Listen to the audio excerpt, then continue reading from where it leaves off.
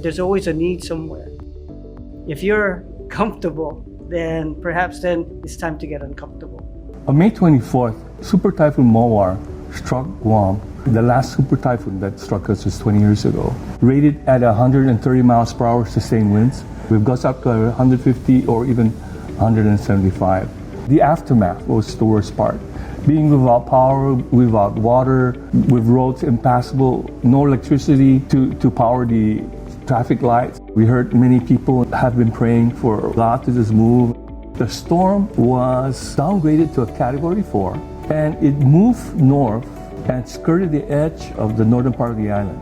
Prior to that, we were receiving forecasts the storm was going to hit the south or central part of the island, and if it did, the devastation would have been worse. There was a call out from Red Cross for volunteers to help with the distribution of food and water. We were there for 2 days, and so we helped sort things out and then package them and then load them into trucks. And our church was identified as one of the distribution points. And so we were able to bring some of the food over here into Lada Dededo, one of the hardest hit areas, and we distributed 50 units of care packages. We look out and we see neighbors who need some help, and there's an opportunity there to share the gospel, to share God's love and God's comfort. A day or two after the storm, we wanted to see how our church building fared.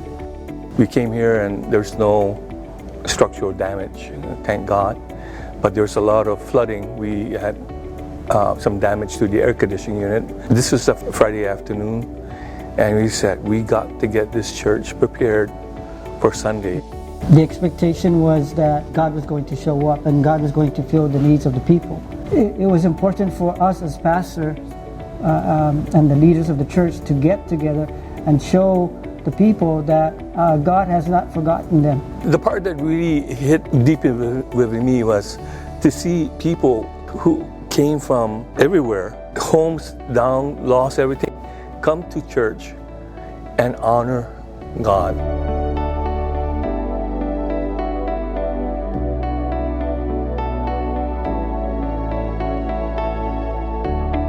Every Sunday, I just get news and reports and testimonies from different members, just how God is moving in their lives. We have the Spirit of God. We have the joy of God. And that has sustained us in this trying time.